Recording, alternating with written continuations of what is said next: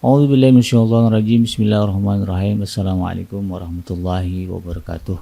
Innal hamdalillah nahmaduhu wa nasta'inuhu wa nastaghfiruh wa na'udzubillahi min syururi anfusina wa min sayyiati a'malina may yahdihillahu fala mudhillalah wa may yudlilhu fala hadiyalah. Asyhadu an la ilaha illallah wahdahu la syarikalah wa asyhadu anna Muhammadan abduhu wa rasuluhu la nabiyya ba'dah. Allahumma salli wa sallim ala hadha nabiyil karim wa ala alihi wa ashabihi wa man tabi'ahum bi ihsanin ila yaumiddin. Wa qala Allah ta'ala fi kitabihil karim ya ayyuhallazina amanu taqullaha haqqa tuqatih wa la tamutunna illa wa antum muslimun. Ya al-haq adkhilna mudkhala sidqin wa akhrijna mukhraja sidqin wa ja'alna min ladunka sultanan nasira. Ja'al haqq wa zahaqal batil innal batila kana zahuqa. Ya alim Allahumma alimna ma yanfa'una wanfa'na bima 'allamtana wa zidna ilma wa arana al-haqqa haqqa warzuqna ittiba'ah wa arana al-batila batila warzuqna ijtinabah. Rabbi shrah li sadri wa yassir li amri wa hlul 'uqdatam min lisani yafqahu qawli. Rabbana innana amanna faghfir lana dzunubana wa qina adzabannar. Amma ba'd. Alhamdulillah, segala puji dan syukur adalah milik Allah, Tuhan semesta alam yang telah menciptakan kita. Hari ini kita kembali berjumpa di channel iDream TV dalam program Tadabbur Al-Quran, di mana insya Allah kita akan coba menelusuri bagian demi bagian, ayat demi ayat, ya sedikit demi sedikit apa yang Allah Subhanahu wa Ta'ala firmankan di dalam kitab sucinya, yaitu kitab Al-Quran, dengan harapan mudah-mudahan bisa menambah kualitas iman kita, untuk memperbaiki kualitas ketakwaan kita kepada Allah, yang ujungnya adalah mudah-mudahan kita masuk ke dalam kelompok orang-orang yang akan diberikan keselamatan ya di dunia dan juga di akhirat insyaallah. Amin ya rabbal alamin. Tidak lupa kita baca salawat dan salam. Allahumma sholli ala sayyidina Muhammad wa ala ali sayyidina Muhammad. Assalamualaikum ayuhan nabi wa rahmatullahi wabarakatuh. Semoga Allah terima dan dilimpah curahkan kepada para nabi dan para rasul, wabil khusus Rasulullah Muhammad sallallahu alaihi wasallam. Dan semoga kita termasuk orang yang akan berbahagia ketika berjumpa dengan Allah, dikumpulkan bersama dengan hamba-hamba yang saleh, dijauhkan dari siksa api neraka dan dimasukkan ke dalam jannahnya, dipertemukan dengan Rasulullah sallallahu alaihi wasallam insyaallah. Amin ya rabbal alamin. Sahabat iDream yang dirahmati Allah, melanjutkan kajian kita dalam program Tadabbur Al-Quran. Kali ini izinkan saya mengangkat tema, melanjutkan kajian tentang surah Al-Infitar, di mana tema utama surah ini adalah ketika langit terbelah. Sahabat iDream yang dirahmati Allah, disebutkan bahwa surah Al-Infitar ini, yang menurut para ahli tafsir atau mufassir, diturunkan di kota Makkah. Ya, jadi posisinya ini disebut ya sebagai surah Makkiyah, di mana turunnya ini persis setelah surah An-Nazi'at. Dan secara umum ya, kalau dilihat dari narasi redaksi dari ayat-ayat dalam surah Al-Infitar ini tidak jauh berbeda dengan surah-surah sebelumnya, di mana surah ini memuat dan menjelaskan kondisi alam saat terjadinya. Kemudian juga membahas tentang hari kiamat ya, dan mengupas keadaan manusia yang tidak mampu ya, dan juga tidak tahu ya berterima kasih sedikitpun kepada Allah Subhanahu wa Ta'ala, zat yang maha pemurah. Bahkan kalau kita lihat di dalam surah Al-Infitar ini lebih jauh ya, disebutkan bagaimana manusia mengajak ya, orang lain ya, manusia lainnya ya, meniru keburukan-keburukan yang dilakukannya. Ya. Dikatakan di sini ada dua golongan besar yang masing-masing akan menuju tempat akhirnya, ya, yaitu surga atau neraka. Di dalam ayat yang pertama hingga yang ketiga, Allah Subhanahu wa Ta'ala berfirman, A'udzubillahi minasyaitonir rajim. Bismillahirrahmanirrahim. Idza as-samaa'u fatarat. Apabila langit terbelah, wa idzal kawakibu tasarat, dan apabila bintang-bintang itu jatuh berserakan, wa idzal biharu fujirat, dan apabila lautan itu meluap yang naik ke daratan, wa idzal kuburu bu'athirat, dan apabila kuburan-kuburan itu dibongkar. Jadi kalau kita lihat redaksi ayat ini ya, menggambarkan bagaimana situasi ya, atau visualisasi dari momen-momen atau detik-detik terjadinya hari kiamat. Nah, jadi pada hari kiamat itu nanti akan disaksikan oleh manusia yang merasakannya, bagaimana langit, di atmosfer langit itu terbelah. Kalau kita lihat kan biru berawan gitu ya, nah, nanti pada hari kiamat itu akan terbelah. Kalau menurut NASA sekarang ini ruang angkasa itu gelap, ya maka akan kelihatan gelapnya itu. Ya, nah, itu kurang lebih seperti itu ya. Dan apabila bintang-bintang berjatuhan itu terbelahnya langit yang menyebabkan kemudian meteor ya. Selama ini kan kita nggak melihat atau jarang melihat fenomena bintang jatuh ya, atau meteor yang jatuh ya. Jarang ya. Padahal kalau di dalam sains sendiri dikatakan benda-benda langit itu banyak sekali. Tapi tidak ada yang masuk ke atmosfer bumi, yaitu jarang yang masuk ke atmosfer bumi karena memang Allah Subhanahu wa taala memberikan perlindungan ya.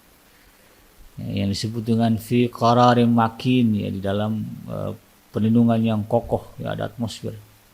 Dan itu nanti Allah belah ya. Sekarang aja belum belah ya, bocor lah ya. Dan ada yang disebut dengan kebocoran ozon ya. Ada yang disebut dengan istilah efek rumah kaca. Itu kan sudah menyebabkan bagaimana kekacauan. Sekarang ada fenomena cuaca ekstrim ya, yang disebabkan oleh perubahan suhu bumi ya. Suhu bumi ini berubah karena adanya kebocoran ya. Kebocoran atmosfer kita dibocor itu ya. Apalagi kalau nanti kemudian terbelah, kita nggak tahu seperti apa ya. Nauzubillah, kita berlindung, mudah-mudahan kita, anak cucu kita tidak mengalaminya. Karena siapa yang mengalami hari itu confirm ya, bisa dipastikan mereka adalah orang kafir, tidak beriman kepada Allah Subhanahu wa taala. Karena orang yang beriman tidak akan mengalami peristiwa itu ya, dan dia akan dimatikan oleh Allah Subhanahu wa taala sebelum peristiwa itu terjadi. Jadi nanti posisi Al-Quran pada masa itu diketahui orang ya, sebagai sebuah manuskrip sejarah, kitab suci gitu, kitab suci sejarah yang menyebutkan akan terjadi begini-begini, dan manusia nggak percaya ketika itu ya. Ini menganggapnya sebagai bukti sejarah. Dulu pernah ada agama namanya Islam, kitabnya Al-Quran, isinya ini cuma begitu aja. Ini nggak beriman, nggak percaya. Dan kemudian setelah itu terjadi, barulah mereka ngeh. Oh, berarti apa yang yang disebutkan dalam Al-Quran benar. Tapi ya sebagaimana dikatakan oleh Rasulullah SAW, iman yang muncul ketika matahari sudah terbit dari matahari tidak berguna. Karena sudah nampak semuanya kebenarannya, maka nggak berguna lagi iman saat itu. Nah, ya, ini yang kemudian kita harus pahami. Nah, langit yang batasnya luas ya, yang hanya diketahui oleh Allah Subhanahu wa taala pada hari kiamat akan dihancurkan.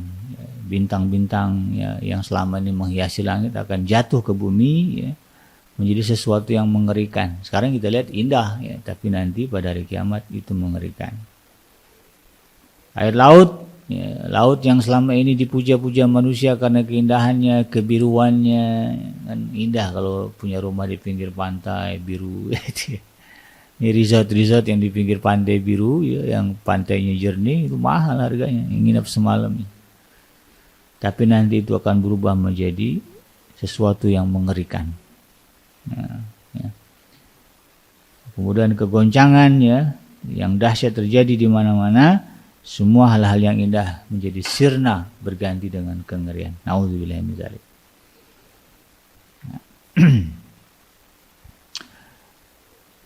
Lalu kemudian di ayat yang ke-5 ya, Allah Subhanahu wa taala menegaskan alimat ya, nafsum ma qaddamat wa akharat.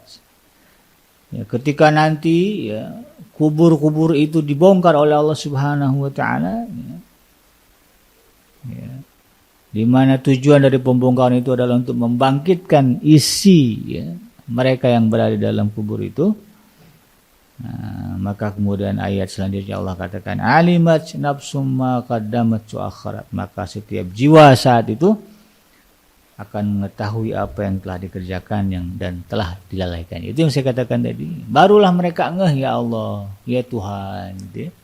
Ternyata betul menurut kitab kuno saat itu ya, menurut manuskrip kuno yang disebut Al-Quran yang merupakan kitab suci orang Islam, baru mereka ngeh. Ya, baru enggak dengan kelalaian, kebodohannya, keingkarannya selama ini. Tetapi ketika itu tidak berguna kesadaran mereka, tidak berguna keimanan mereka kepada Allah Subhanahu wa taala. Karena Al-Qur'an sudah terbentang di depan mata, tetapi mereka menghiraukannya, mengabaikannya. Ya. Nyuekinlah gitu. Maka gantian Allah cuekin. Ya. Kalau datang peringatan, ya, sudah datang peringatan, sudah dibaca, sudah clear, sudah jelas, dicuekin, maka jangan salahkan, nanti Allah juga akan nyuekin. Itu ya. Dibalas oleh Allah Subhanahu wa taala. Nah, semua orang saat itu sudah merasa apa yang telah ia perbuat dari amal-amal kebaikan atau sebaliknya perbuatan jahat serta apa saja yang ia lalaikan dan tunda-tunda dari pekerjaannya. Ya. Ibnu Abbas ya, dalam hal ini, demikian juga Ibnu Mas'ud dan Qatadah memberikan penafsiran yang spesifik ya. Menurut mereka manusia akan menyesal saat itu karena mereka mengetahui apa yang telah dikerjakan dan ternyata ya yang mereka kerjakan itu banyak tidak baiknya ya. Makanya disebut alimat nafsum ma qaddamat wa akharat. Penekanannya lebih kepada orang-orang yang kafir, orang-orang yang banyak berdosa dan berbuat maksiat kepada Allah. Barulah ya, kaget kalau orang yang baik nggak kaget ya. Tenang aja gitu ya. Karena dia tahu di dunia ya sudah tahu nih ya, sudah ada kabar dan diterima, ya saya terima ya, akan ada hari berbangkit, akan ada masa di mana kita akan berdiri berhadapan dengan Allah Subhanahu wa taala, akan ada masa kita akan dihisab, nggak kaget. Tapi orang-orang yang selama di dunia melalaikan itu ya, mengabaikan itu, maka dia akan terkejut, dia akan kaget. Di ayat yang ke-6 Allah Subhanahu wa taala berfirman, ya ayyuhal insanu ma gharraka bi rabbikal karim. Makanya kemudian di ayat ini ya, kenapa Ibnu Abbas ya dan juga Ibnu Mas'ud serta Qatadah ya, mengatakan secara spesifik yang akan terkejut pada hari kiamat itu adalah mereka yang lalai, mereka yang ingkar, mereka yang bermaksiat kepada Allah. Nah, karena pada ayat selanjutnya Allah Subhanahu wa taala langsung nodong ya, nanya kepada manusia yang ingkar ini apa? Ya ayyuhal insan ma gharraka bi rabbikal karim. Hai manusia. Nah, ya. Apakah yang telah memperdayakan kamu sehingga menyebabkan kamu durhaka kepada Tuhan yang Maha Pemurah? Nah, itu Allah tanya langsung. Ya, bagaimana mungkin manusia lupa dan lalai terhadap Tuhan yang sangat pemurah, di mana Allah Subhanahu wa taala, Tuhan yang Maha Pemurah ini memberikan rezeki kepada siapa saja. Ya, semuanya Allah kasih rezeki. Yang taat, yang kafir, yang durhaka, semua Allah kasih rezeki. Ya, dia tidak pernah ya, menunda rahmatnya kepada makhluknya. Ya, matahari tidak pernah sebelum kiamat ya, matahari tidak pernah terlambat terbit, ya nggak ada matahari terbit terlambat, delay misalnya ya. 3 jam 4 jam nggak ada, dia terbit sesuai dengan waktu yang sudah ditentukan. Oksigen Allah kasih full ya, kepada kita manusia. Apalagi tumbuhan, ya, hujan, ya Allah berikan hujan terus. Ya, di daerah-daerah yang gersang sekalipun Allah berikan mereka sumber air. Sudah sedemikian pemurahnya Allah Subhanahu wa taala, tapi masih ada juga orang yang mengingkari. Ada orang manusia yang kafir kepada Allah Subhanahu wa taala. Maka kemudian Allah Subhanahu wa taala bertanya, apa ya ma gharraka, apa yang telah menyebabkan melalaikan kamu ya, menjadi durhaka ya, kepada Tuhan yang Maha Pemurah ya. Sangat pantas jika kemudian Allah Subhanahu wa taala menyatakan bahwa hanya sedikit dari hamba-hambanya yang mampu mengingatnya. Kalau kita lihat dalam Al-Qur'an memang ada sindiran-sindiran di dalam Al-Qur'an yang menyatakan bahwa yang beriman kepada Allah, yang bersyukur kepada Allah, yang cenderung hatinya kepada Allah hanya sedikit saja. Jadi kalau dilihat prosentase global ya, penduduk dunia sekarang katakanlah 7 miliar begitu ya. 7 atau 8 atau 7,5 miliar begitu populasi penduduk dunia. Kalau kita lihat prosentase mereka yang muslim memang nggak banyak. Di Indonesia aja ya, dari 270 ya kita 90% yang muslim gitu kan. Tapi kalau dilihat secara global ya, dari sekian ratus jumlah negara ya, persentase umat Islam sedikit. Ya, jadi nggak salah kalau Al-Quran katakan bahwa mereka yang beriman kepada Allah, yang mengingat Allah Subhanahu wa Ta'ala tidak banyak, hanya sedikit saja. Ya, kalau diperkecil lagi di dalam kelompok Muslim sendiri, ya kalau kata Rasulullah SAW dari 72 golongan hanya satu yang benar, kan lebih sedikit lagi, ya lebih sedikit lagi. Nah, mudah-mudahan kita termasuk ke dalam kelompok yang sedikit ini. Amin ya rabbal alamin.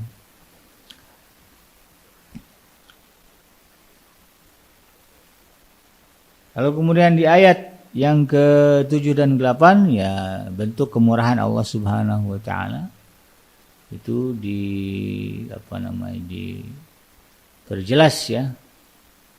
Di mana Allah katakan allazi khalaqaka fasawwaka fa'adalak fi ayyi suratin ma syaa rakabak. Nah, di ayat yang ke-7 dan ke-8.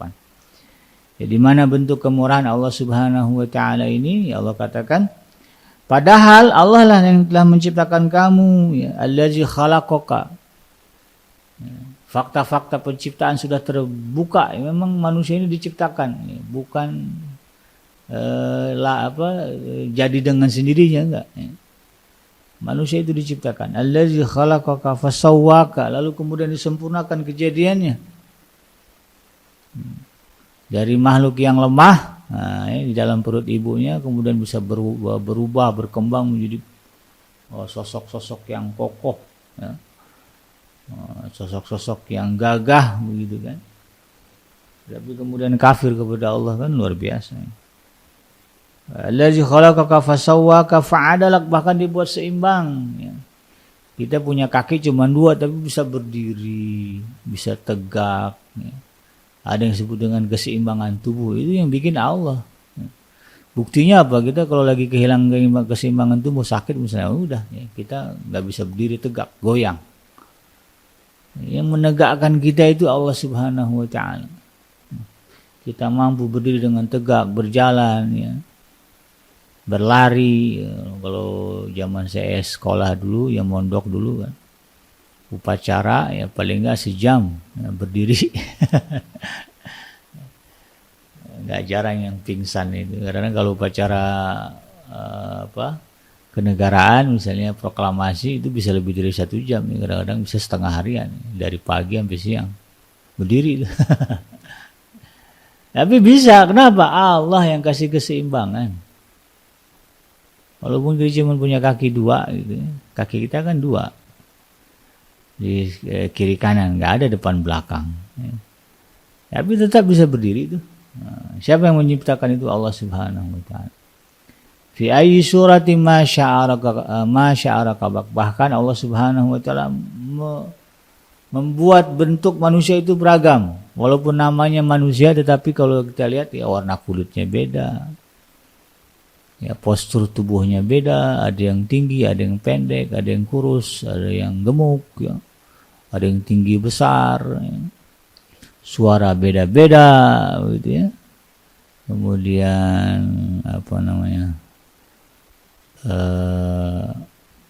jenis kelaminnya ada laki dan perempuan, padahal judulnya sama manusia. Tapi Allah Subhanahu wa Ta'ala menciptakan sedemikian rupa. Nah, kalau manusia mau membuka hati, maka tidak akan ada orang yang akan mengatakan kita ini bukan diciptakan. Nah, nggak ada. Sekarang kan masih ada orang mengatakan begitu.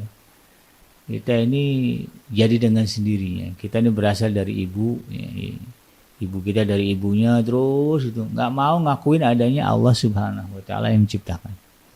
Ada yang begitu. Nah, nanti pada hari kiamat baru disadar. Tapi nggak berguna kesadarannya.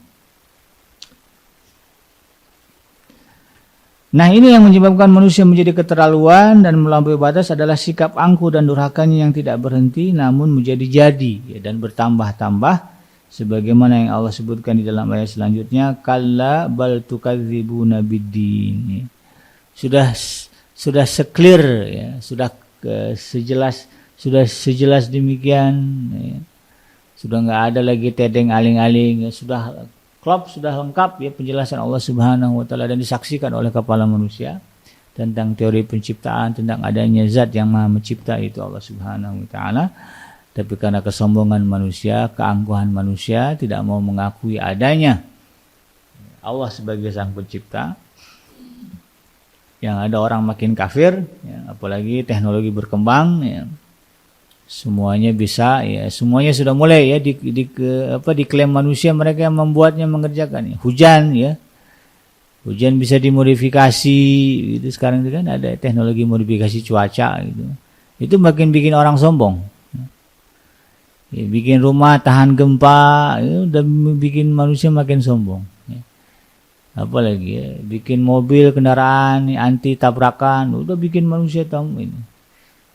Cuma tinggal mati aja ya, yang tidak bisa yang belum bisa ya dikulak-kulik oleh manusia ya, direkayasa gimana caranya orang nggak bisa mati, belum bisa.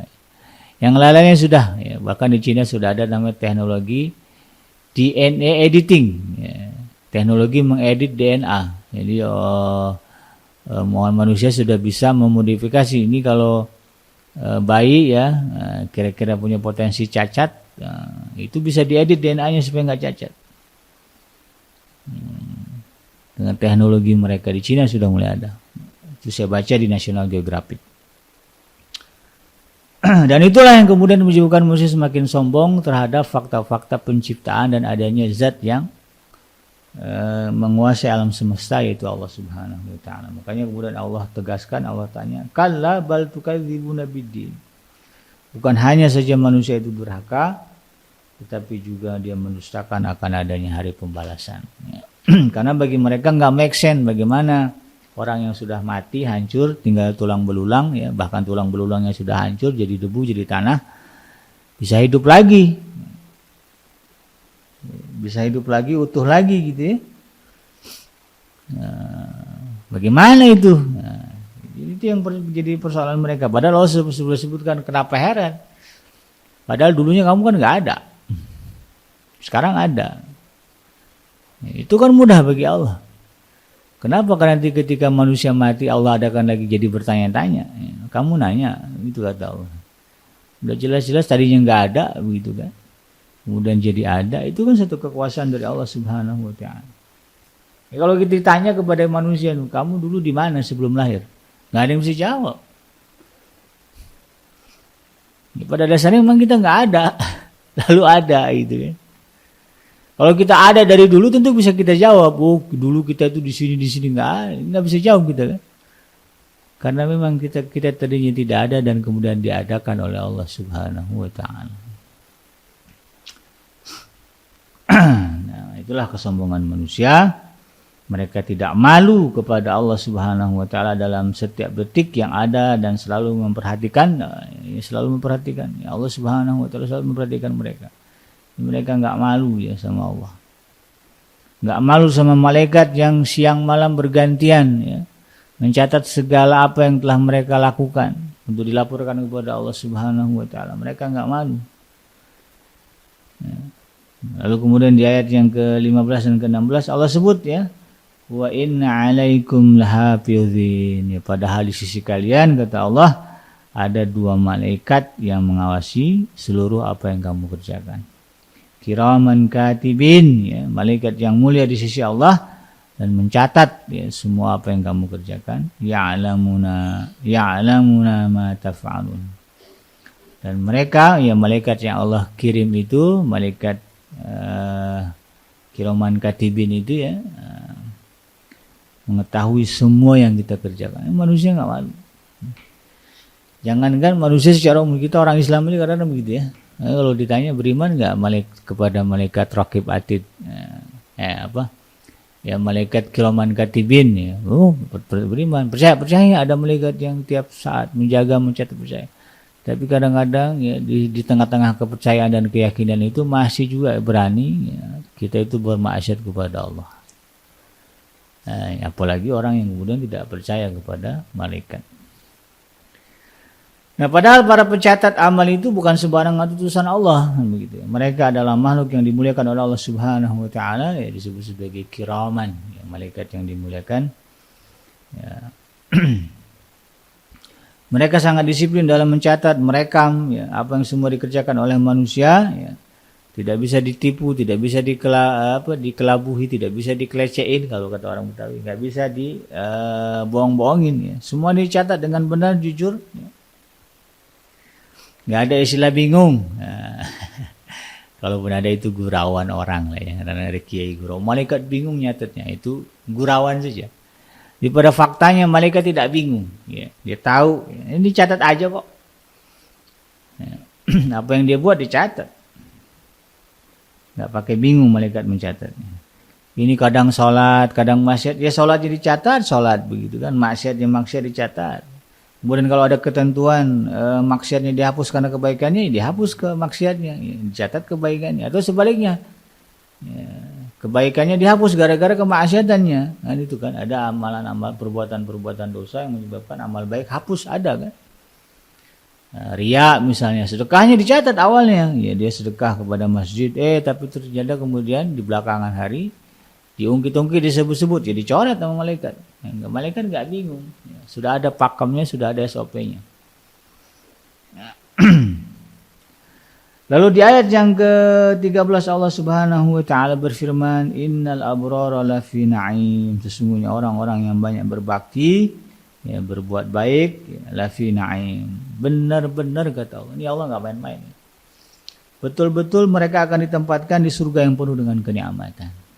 Jadi setelah Allah singgung ya adanya malaikat kiraman katibin, malaikat yang mencatat semua perbuatan kita, maka kemudian di ayat berikutnya Allah katakan, seandainya ya begitu ya, mungkin bahasa lainnya ya, atau mafhum mukhalafah dari ayat ini, ya, innal abrara lafi na'im, seandainya kalian termasuk orang yang mendapatkan ya catatan baik ya, artinya apa yang dicatat oleh malaikat itu banyak kebaikan-kebaikan dari diri kamu, ya, jadi validasinya jelas. Isinya adalah kebaikan-kebaikan, maka kata Allah ya, akan ditempatkan di tempat di surga yang penuh dengan kenikmatan. Jadi ini harusnya jadi motivasi kita ya, bahwa apa yang kita lakukan semuanya akan direkam, ada jejak. Ya, kalau sekarang ada istilah jejak digital. Ya, orang kalau dari jejak digital diungkap nggak bisa ngelak. Politikus yang suka bohong itu ya. Ketika warganet atau netizen ya membongkar jejak digitalnya, nggak bisa bohong, ya, nggak bisa ngelak gitu. Ya. Semuanya ada gitu. Apalagi nanti di yaumul mahsyar, yang merekod, yang mencatat ini malaikat yang patuh kepada Allah Subhanahu wa taala, yang nggak bisa disogok. Nah, ya. Kalau sekarang mungkin ya kalau bicara sogok menyogok ya, ada lembaga-lembaga negara ya tugasnya mengawasi ya, kinerja aparatur negara, yang kadang-kadang begitu ngawasin ya bisa disogok, bisa ya kadang-kadang ya. Biar catatannya bagus, laporannya bagus, padahal sebetulnya yang dikerjakan nggak sebagus yang dilaporkan, masih bisa disogok gitu. Tapi malaikat yang mencatat yang Allah utus ini ya adalah malaikat yang malaikat yang patuh pada Allah Subhanahu wa taala, disiplin ya. Kata Allah, kata malaikat. Ya, jadi dia enggak mau membantah Allah Subhanahu wa taala. Dan sebaliknya ya.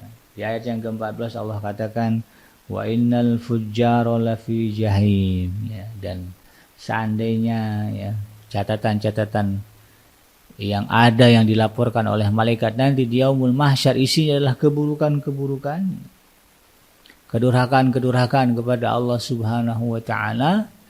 Disuruh bangun subuh dia tidur, disuruh salat dia main game, disuruh sedekah ya dia bakhil begitu. Kemudian apa lagi?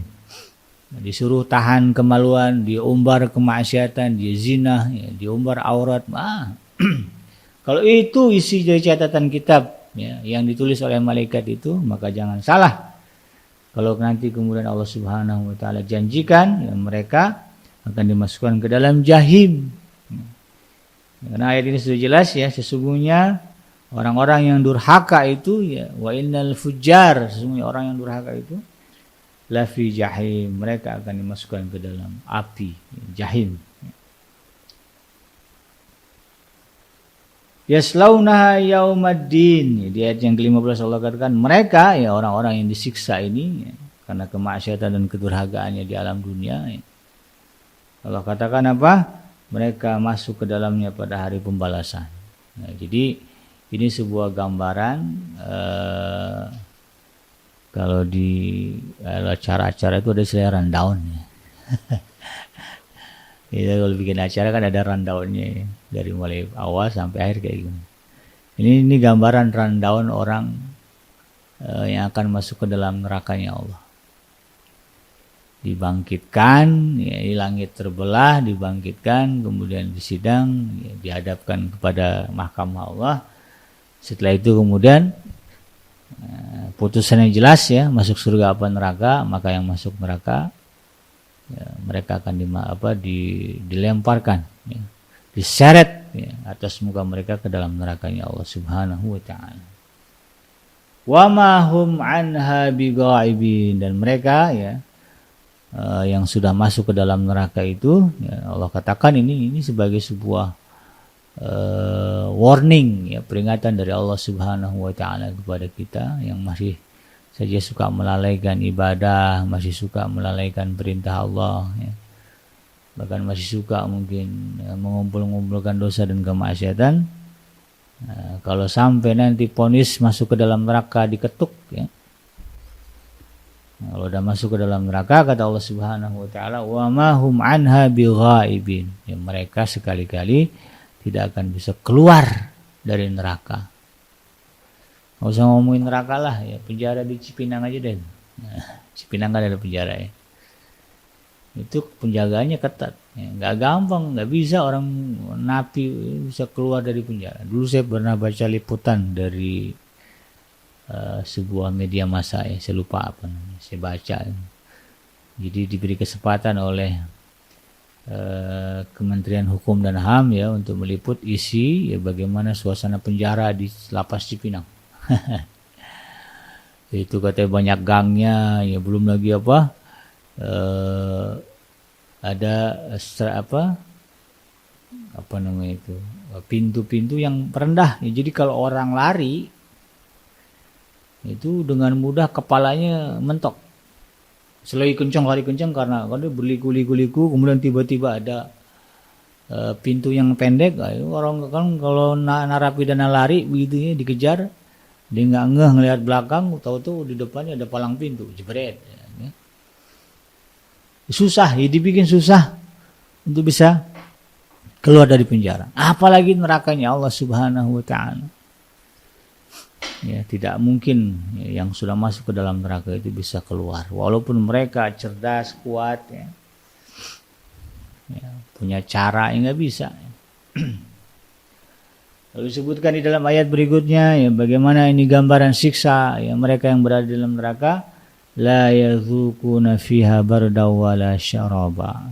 Nah, sebagaimana disebut dalam surah An-Naba kan, illa hamima wa ghassaqa, mereka tidak akan merasakan rasa sejuk ya, rasa dingin nggak ada, nggak nyaman pokoknya. Tidak pula mereka akan mendapatkan minuman, tapi yang mereka dapatkan adalah air ya, dan juga nanah ya, yang mendidih, airnya mendidih, nanahnya mendidih ya. Ditungguin nggak dingin-dingin. Nerakanya kan panas, apinya, airnya aja jadi mendidih gitu kan. Mau nunggu dingin gimana? Orang suasananya panas, nggak ada kan ada ceritanya dingin tuh air. Kalau kita kan diseduhin kopi, diseduhin teh panas kan, saya tungguin dulu gitu ya. Nah, tungguin agak 15 menit udah agak hangat, itu bisa diminum. Di neraka mana bisa begitu? Ditiup-tiup kayak gimana? Ya mulut kita aja yang keluar api gitu kan. Nah, Nah, ini sebuah gambaran yang mengerikan.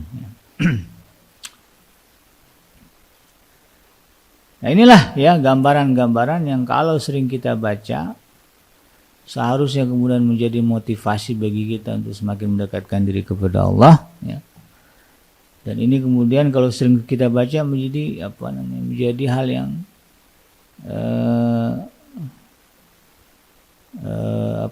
mengingatkan, ya, menjadi pengingat dalam hati kita. Jangan sampai kita sanggup melakukan kemaksiatan. Dulu ada petinju legendaris, ya, sudah meninggal, Muhammad Ali. Ya. Muhammad Ali ini dia hijrah masuk Islam. Kemudian dicerita, ya, untuk menjaga keistiqomahannya, ya, untuk menjauhkan diri dari kemaksiatan, dia kemana-mana bawa korek api gas, ya, mancis. Ya. Kalau diajak kongko sama temennya, ya, gitu ya. Kemudian ketika kongko itu, ya, ada ajakan-ajakan untuk maksiat, ya, berbuat zina, ya, mabuk, nah, itu Muhammad Ali bilang, saya keluarkan korek tuh, kemudian saya bakar tangan saya. Nah, dalam hatinya apa? Nah, ini baru korek, ya, kamu nggak sanggup nahan, apalagi nanti di akhirat ada neraka yang menyala-nyala. Nah, itu triknya, ya, dari Muhammad Ali. Di ayat yang ke-17 dan ke-18 Allah Subhanahu wa taala berfirman, ya, wa ma adraka ma yaumuddin. Nah, udah dijelasin, ya, sama Allah, ya, tentang situasi dan kondisi hari kiamat. Ditanya lagi sama Allah, wa ma adraka ma yaumuddin. Tahukah kamu apa itu hari pembalasan? Tsumma ma adraka ma yaumuddin. Sekali lagi, ya, kata Allah, tahukah kamu apa itu hari pembalasan? Jadi Allah tanya lagi. Udah jelas belum bahasa kita ini? Udah jelas belum nih? Ya, udah dijelasin sama Allah, ya, dari mulai peristiwa awal sampai akhir. Ditanya di akhir ayat, udah jelas gak? Masih juga ngeyel, begitu, ya. Masih juga kita nggak mau paham, masih juga kita mengentengkan, meringankan. Nah, ini keras kepala. Ini sebagai sebuah penekanan betapa pentingnya kita mengingat apa yang Allah sebut di dalam surah ini, di dalam ayat-ayatnya. Betapa pentingnya kita selalu mengingat akan adanya hari pembalasan, hari kiamat. Bahkan di ayat ini disebutkan, khafu, hendaklah kalian takut. Wattaqu, ya, hendaklah kalian takut juga, ya. Walaupun sebutnya di mana bertakwa lah. Pada intinya kan takut. Wattaqu yauman la tajzi nafsun an nafsin syai'a, ya, takutlah kalian, ya, pada hari di mana manusia ketika itu tidak bisa membantu, ya, menolong, ya, satu sama lain. Wattaqu yaumul banyak ayat itu, ya. Ini penting untuk kemudian kita pahami, kita ingatkan. Jadi ketika kita dalam sendiri begitu, ya, nah, ada lah, ya, momen-momen kita sendiri. Nah, ingat-ingat tuh momen-momen apa yang Allah jelaskan di dalam Al-Quran, terutama di dalam surah-surah yang membahas tentang hari kebangkitan, tentang hari kiamat. Diingat-ingat, dibuka-buka, ya, diulang-ulang kajinya begitu, agar kemudian muncul rasa takut di dalam diri kita kepada Allah Subhanahu wa taala dan semakin taat, ya, kepada perintah Allah Subhanahu wa taala. Nah, inilah yang disebut dengan akal sehat, ya. Karena dengan akal sehat itu manusia mampu memahami dengan baik, ya, dari kebenaran dan hakikat hari pembalasan. Jika di hari ini, ya, tidak terjadi, maka jika hari pembalasan itu tidak terjadi, ya, maka betapa tidak adilnya kehidupan ini. Kan ada orang berpikir, nggak akan ada lah hari kebangkitan dan pembalasan. Maka tentu bicara akal sehat begitu, ya, bicara logika, nggak fair dong kalau gitu, ya. Ya, orang-orang yang selama di dunia merusak, melakukan kejahatan, ada istilah kejahatan itu genosida. Nah, ya.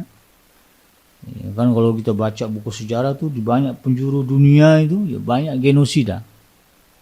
Ya, pemusnahan etnis. Coba bayangkan betapa kejamnya manusia. Dia nggak menciptakan, yang menciptakan itu Tuhan, yang memberi makan itu Tuhan, memberi rezeki kepada manusia itu Tuhan. Kemudian dengan semena-menanya Manusia karena punya jabatan sebagai panglima tentara, ya, presiden, gitu ya, pemimpin sebuah negara, raja, ratu, dengan sewenang-wenang kemudian membantai manusia, membunuh nyawa manusia. Banyak ya. Kalau di Vietnam ada Pol Pot, ya. Itu menurut klaim dari pemerintah di sana, itu saya lupa Vietnam apa Kamboja ya. Itu 1 juta orang, ya. Itu ada tengkorak-tengkorak yang dikubur, dibantai sama Pol Pot. Belum lagi kalau kita nyebrang ke Cina, itu ada dinasti awal ya, Raja Cina, ya. Raja Qin, ya. Qin Shi Huang. Nah, dia katanya menyatukan Cina untuk untuk menciptakan perdamaian dunia, tapi yang terjadi apa? Ya, hampir setengah penduduk Cina habis mati gara-gara perang penyatuan itu. Ya. Ini luar biasa. Kalau kita bicara sejarah, banyak lagi. Ya. Di Indonesia sendiri ada pembantaian PKI, kemudian pembantaian kiai, ya, santri, banyak itu. Ada peristiwa yang Madiun yang di mana. Kalaulah hari pembalasan itu tidak ada, maka tidak adillah hidup ini. Untuk apa kita hidup? Untuk apa kita percaya dengan Tuhan? Untuk apa kita beragama? Kalau kemudian kita tidak meyakini atau memang hari itu tidak terjadi. Ya. Inilah sisi logisnya Islam, fairnya ajaran Islam.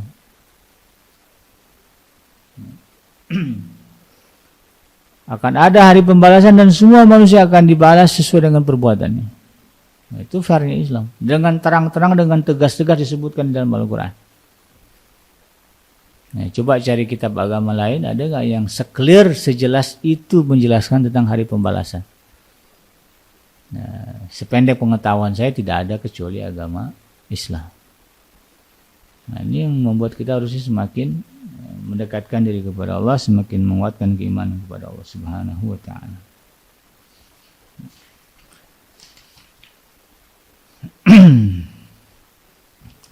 Makanya ada ungkapan dari, bukan ungkapan ya, sebuah tamsil yang diberikan oleh seorang kristolog ya, dari India, ya, Dr. Zakir Naik. Ya. Ya, jadi ketika beliau berbicara tentang hari pembalasan, simpelnya ya begitu dia katakan. Apa yang bisa menghentikan manusia dari melakukan kejahatan? Tidak ada kecuali keyakinannya kepada hari pembalasan. Kalau dibilang oh adanya hukum, ya, hukum sekarang bisa dibeli. Nah, maaf ya. Bisa dibayar, hakimnya disogok sehingga tidak, walaupun dia melakukan salah bisa jadi dibebas dari hukuman. Oh diketok palu sama hakim, tok masuk penjara, dihukum mati, bisa aja kok ya, dengan harta yang banyak. Nah, itu kemudian diakalin gimana nggak dihukum mati, bisa. Nah, begitulah bentuk keadilan ya, pengadilan di dunia. Ya. Wadah polisi ya itu. Kalau di negara-negara yang banyak mafianya, polisi malah bekerja sama dengan mafia. Gitu. Tidak ada yang bisa menghentikan kejahatan manusia kecuali keyakinan dirinya akan adanya hari pembalasan. Kalau dia yakin adanya hari pembalasan nanti setelah dia mati, nggak berani dia buat jahat. Itu kata Dr. Zakir Naik. Nah itulah ya, realita dan logisnya. Maka pada akhirnya kemudian Allah Subhanahu wa ta'ala menegaskan di ayat yang terakhir surah Al-Infitar ya. Surah Al-Infitar ayat yang ke-19, yauma la tamliku nafsun li nafsin syai'a wal amru yauma idzil lillah. Ya, sebuah kesimpulan tentang hari pembalasan adalah hari di mana seseorang tidak berdaya sedikit pun untuk menolong orang lain, dan segala urusan pada hari itu adalah kembali kepada Allah Subhanahu wa ta'ala. Nah, ya.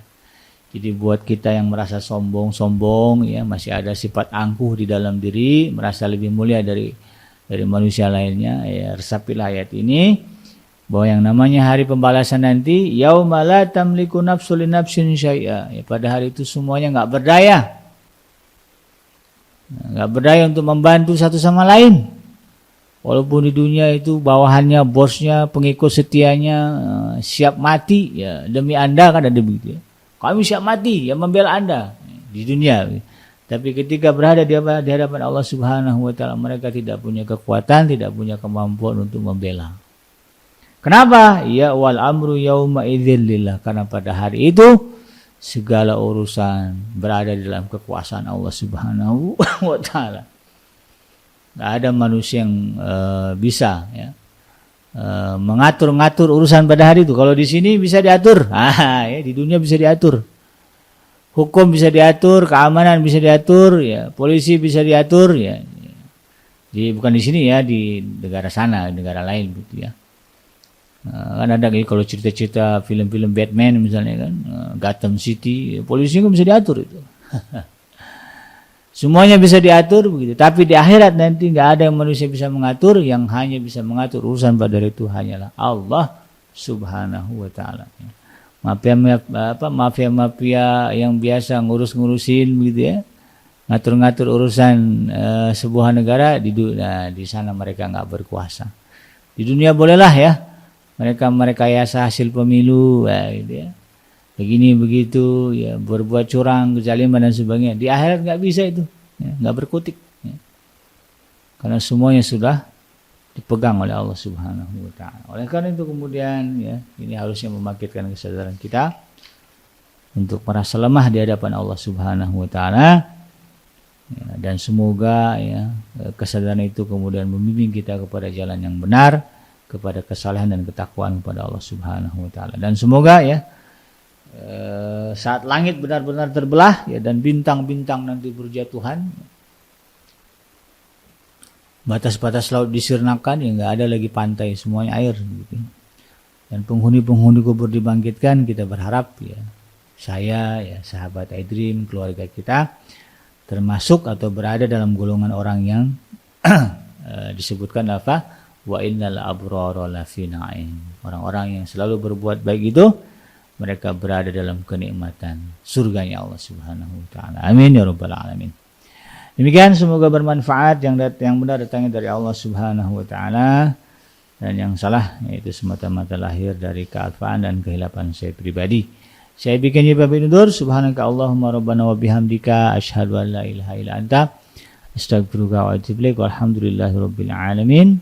Wassalamualaikum warahmatullahi wabarakatuh.